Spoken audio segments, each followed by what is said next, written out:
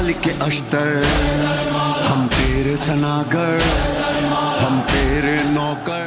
ईद उल फितर नज़दीक है तो हम कैसे समझें कि हमारे लिए ईद है, यानी हमारे रोज़े कबूल हुए हैं नहीं हुए हैं इस मामले में? बिल्कुल इसी तरह का मामला है कि एक तो ईद उल फितर करीब है। फितर हमेशा ईद उल फितर के बारे में अमीरुल मोमिनीन का किसी भी ईद के लिए अमीरुल मोमिनीन फरमाते हैं कि हर मोमिन के लिए हर वो दिन ईद का दिन है जिस दिन वो गुनाह करता है। तो उन्होंने एक फ़लसफ़ा ईद हमें बता दिया। और रमज़ान मुबारक के बाद इतने महीने गुजारने के बाद, इतना महीना, एक पूरा महीना रोज़े रखने के बाद ईद के दिन हर मोमिन अपने आप को ये चेक कर सकता है। ईद के दिन हर मोमिन अपने आप को ये अपना ये एक तरीके से मुहासबा कर सकता है कि वो जो कुछ रमज़ान मुबारक का फ़लसफ़ा था जिसके लिए रमज़ान रखे गए थे वो कितना हासिल हुआ।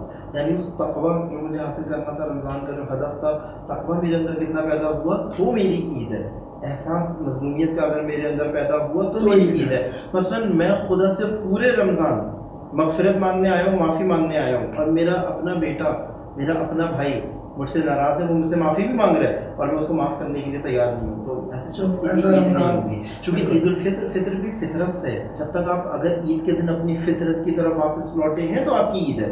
अगर वही फितरत जो कि फितरत जो है वो तब्दील हो चुकी थी रोज़मर्रा के अंदर, गुनाहों के अंदर और खुदा मुताल से दूरी के अंदर, तो फितरत नहीं रही थी। तो अगर हम रमज़ान के नतीजे में उस फितरत को दोबारा से हासिल कर लिया है, वो यहीं से पता चलेगा बर्दाश्त कितनी आए, सब्र कितना आया। और ये बहुत इंपॉर्टेंट है। कितने ऐसे लोग हैं, आप यकीन करेंगे कुछ फैमिलीज ऐसी हैं जिनके साथ हम अभी भी मशगूल है, मसरूफ़ हैं, कि उनकी फैमिलीज में डिस्प्यूट्स ऐसे हुए हैं कि अब कोशिश होगी कि किसी तरह ईद के दिन ये लोग आपस में, मियां बीवी के मसाइल हैं, भाइयों के आपस में मसाइल हैं, घर के मसाइल हैं, वो जो पूरे हम लोग वहाँ पे भी यही मिसाल दे रहे हैं, तुम पूरे रमज़ान के महीने के अंदर खुदा से अपने लिए माफ़ी मांग रहे थे और तुम्हें उम्मीद है खुदा माफ़ कर देगा, तुम कितनों को माफ़ कर रहे हो।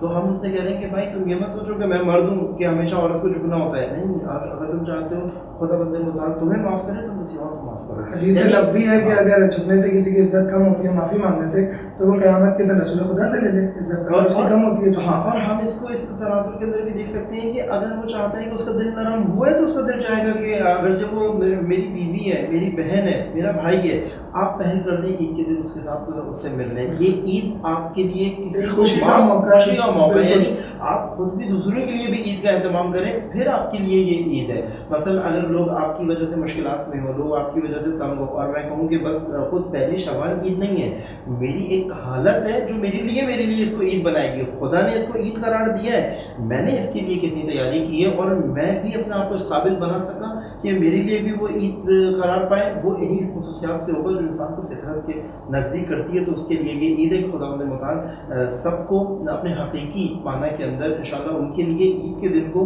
ईद करार दे।